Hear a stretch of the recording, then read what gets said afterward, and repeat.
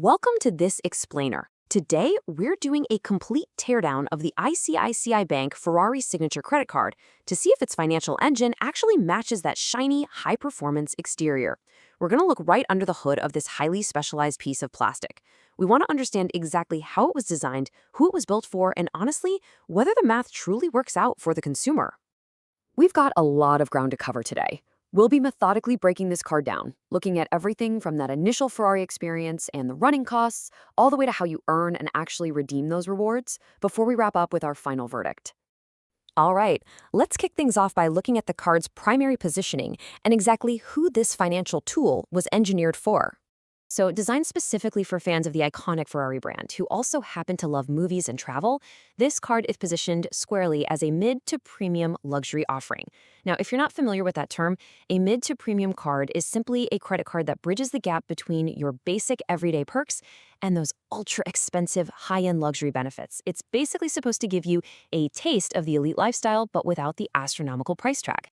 And honestly, the welcome benefit is incredibly direct, which is pretty refreshing. You receive an exclusive Scuderia Ferrari watch upon activation. And the best part?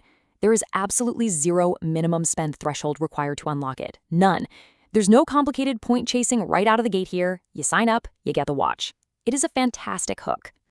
But, does a guaranteed luxury watch really justify the upfront financial hurdle of carrying this card? Let's take a hard look at the costs versus the real value. Okay, diving into the cost structure, you're looking at a rather steep 3,999 rupee joining fee. And it's absolutely crucial to remember that a mandatory 18% GST applies to that as well. Now, after your first year, the renewal fee drops down to 999 rupees plus GST.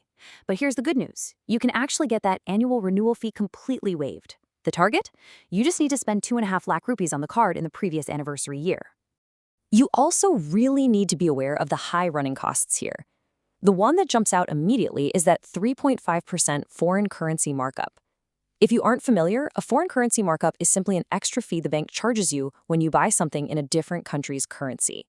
So at 3.5%, making international purchases with this card gets pretty expensive pretty fast.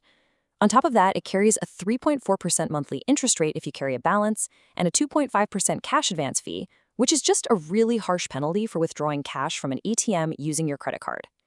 You do get a 1% fuel surcharge waiver at each PCL stations, but frankly, that's a pretty standard baseline perk nowadays. Let's pivot for a second and look at the actual engine of this card. How do you earn rewards on your daily spending? The base earning rate here is exactly 2 reward points for every 100 rupees you spend on most of your regular shopping categories. It's super straightforward, no confusing, rotating categories to memorize, just a flat earning rate. Now, it does accelerate its lifestyle value with a few standout perks. For instance, you get a solid buy one, get one free movie ticket offer on Book My Show, which is valid for up to 2 complimentary tickets every single month. Just keep in mind the free ticket value is capped at 250 rupees each. You also unlock discounts of 15% or more at over 2,500 premium restaurants. But, and this brilliantly illustrates why you always have to check the fine print, look at that bold warning at the bottom. You earn strictly 0 reward points on all fuel transactions. None. So if you're a heavy commuter, this card's engine completely stalls out at the petrol pump. So for a card heavily aimed at frequent travelers and luxury enthusiasts, how does the lounge access actually stack up? Well, here we see a very stark contrast. On the domestic side, you get a really solid 2 complimentary lounge visits per calendar quarter through the Visa program. That's 8 domestic visits a year, which is, respectable. But look on the right. Surprisingly for a card targeting frequent travelers and carrying the literal Ferrari name, absolutely 0 complimentary international lounge access is provided. If you fly overseas often, this card is basically going to leave you sitting out at the terminal gate. However, if you really scale up your spending, the card flexes its unique brand muscles. The milestone perks escalate massively for the most elite tier of users. If you achieve top spender status, you don't just get bonus points. No, you get an exclusive, sponsored trip to the Ferrari home in Maranello, Italy. You get to attend the official Ferrari Challenge race and walk the floor at a VIP gala event. This is an experiential reward you simply cannot buy with standard credit card miles. It's pretty incredible. And as a nice bonus, all cardholders get some pretty substantial merchandise perks. You get a massive 20% discount on official merchandise if you visit the physical Ferrari store in Italy, and a 15% discount if you shop at their online store. For genuine fans of the brand, this is a highly targeted and just a really cool benefit to have. All right, earning points is one thing, right? But what is the actual mathematical value when it's finally time to cash those points in? Let's talk about the redemption reality.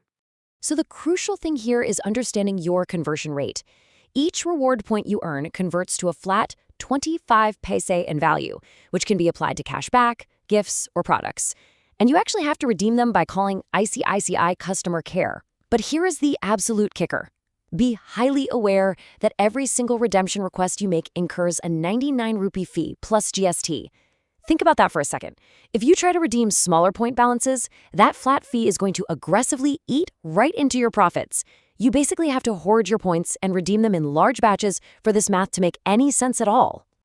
Well, we've looked at the whole picture. Let's weigh the ultimate pros and cons of this piece of high-performance plastic. Objectively, balancing both sides of the ledger, that guaranteed Scuderia Ferrari watch with zero spend criteria is just a fantastic upfront win.